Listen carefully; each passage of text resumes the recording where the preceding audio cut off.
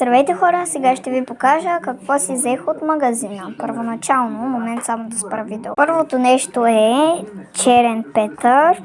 Него си го взех, за да имам игра в училище, защото понякога не се случва да не излизаме. Второто нещо е, така ще ги оставям тук. Значи, тази химикалка, която първоначално си мислех, че е дефектна, но майка ми разсъди. Още една такава, само че е розова. Една подобна, само че е лилава. Ето така се штрака. И една ето такава. Това са ми любимите химикалки. Не седете, мраза такива. Не търкащи, не са ми много. Са ми любимите, а търкащите не ги обичам много. Тетрадка 40 листа за левче и 10. Още една тетрадка, само че е лев и 20 и 60 листа. Още една 60 листа, пак лев и 20. Това са ми любимите поредици на тетрадки. Екстрим. Е така на един нас. Следващото нещо са две лепилца.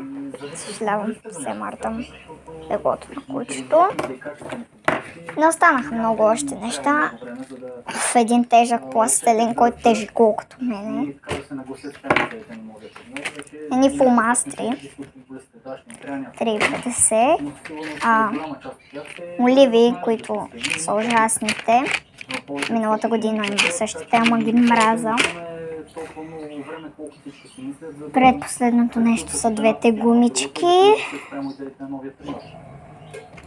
И последното нещо, което си взех, е един балсам, който прилича на олив.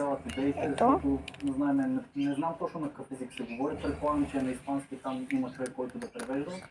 Там също моментът е много важен. Точно как се превеждат нещата и точно как... Много си го харесвам, почти го изядох. Да кажем, по-голяма част от футболистите знаят езика и някакси няма го този превод и неща да се говорят в превод. И получих още едно нещо, което ми дойде.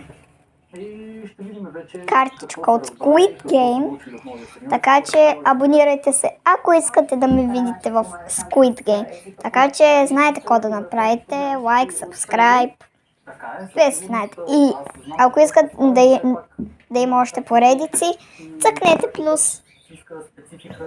Окей.